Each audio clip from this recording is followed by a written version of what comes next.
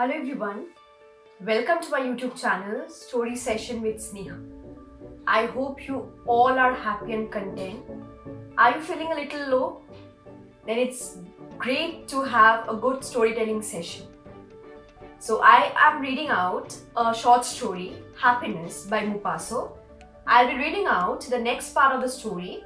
Those who have already heard the previous part, they know the storyline. It's actually a political scenario of old Europe and the family feud to preside over the throne.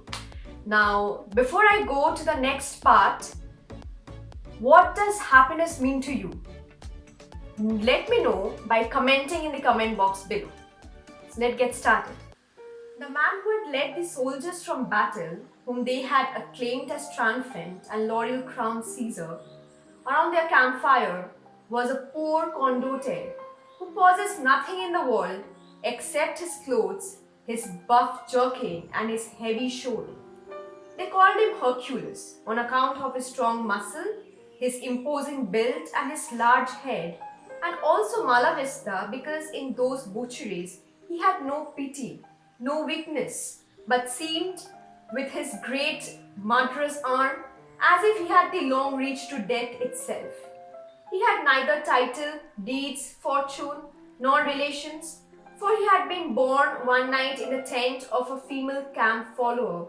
For a long time, an old broken drum had been his cradle, and he had grown anywhere, without knowing those maternal kisses and endearments that warm the heart, or the pleasure of not always sleeping on a hard bed, or of always eating tough beef, or of being obliged to tighten his sword belt when luck had turned like a weathercock when the wind shifts. And a man would gladly give all his share of the next booty for a moldy crust of bread and a glass of water. He was a simple and a brave man, whose heart was as virgin as some virgin shore on which no human foot has ever yet left its imprint. The chiefs of the council were impudent enough to summon Hercules Malavista within the wall of the town and to celebrate his arrival with almost imperial splendor, more, however, to deceive the people and to regain their waning popularity by means of someone else, by a ceremony copied from those of pagan Rome, than to honor and recompense the service of a soldier whom they despised at the bottom of their heart. The bells rang a full peal, and the archbishop and clergy and choir boys went to meet the captain, singing hymn of joy as if it might have been Easter. The streets and squares were strewn with branches of box roses and marjoram, while the meanest homes were decorated with flags and hung with drapery and rich stuffs.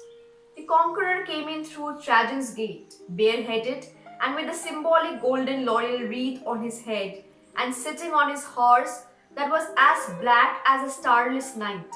He appeared even taller, more vigorous, and more masculine than he really was.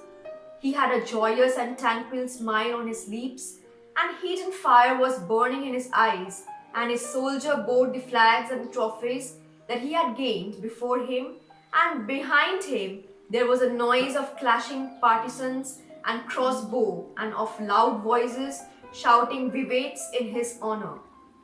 In this fashion, he traversed all the quarter of the town and even the suburbs. The women thought him handsome and proud, blew kisses to him, and held up their children so that they might see him and he might touch them.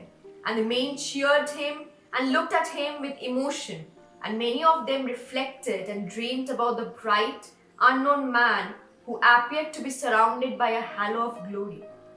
The member of the council began to perceive the extent of the almost irreparable fault they had committed, and did not know what to do in order to ward off the danger by which they were menaced, and to rid themselves of a guest who was quite ready to become his master.